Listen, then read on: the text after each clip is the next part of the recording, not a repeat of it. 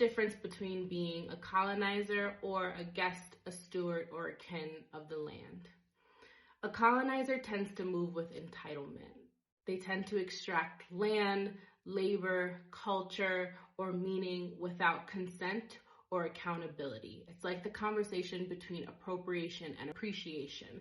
Colonizers tend to appropriate and extract and exploit rather than appreciate and support and uplift.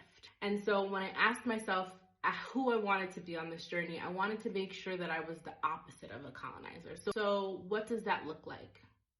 How can you be the opposite of a colonizer or a gentrifier when you move into a community or you travel into a new place? So I think practicing ethical nomadism means choosing reciprocity over extraction. That means, paying local fair prices, trying not to bargain, supporting locally owned business instead of staying in expat bubbles, being mindful of where you rent, where you stay, where you live, all of those things.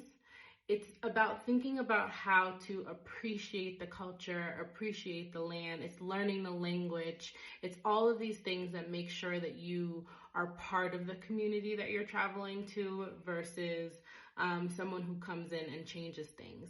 I choose to move intentionally and slowly with care. I know that there are a lot of digital nomads that spend a week here, a week there, and there's nothing wrong with that, but I think that doesn't really allow you time to really invest in the community and the culture that you're a part of. Ultimately, I realized that my intention for traveling was not to become a colonizer and not to become a gentrifier to any place that I travel to, but instead try to show up as a guest, as a steward of the land, as akin to the land, as someone who is appreciating and respecting everything that the place has to offer me and what I can also offer to the land. Ethical travel is not about perfection.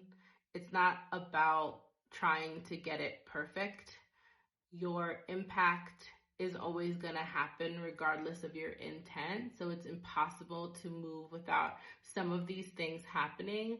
But it's about refusing to be entitled, refusing to be an overconsumer, refusing to be someone who comes in and tries to change the dynamics of spaces, and someone who is really trying to appreciate the culture, appreciate the location, essentially being humble, having humility, slowing down, not extracting, not consuming, and thinking about how you can give as much as you take and vice versa.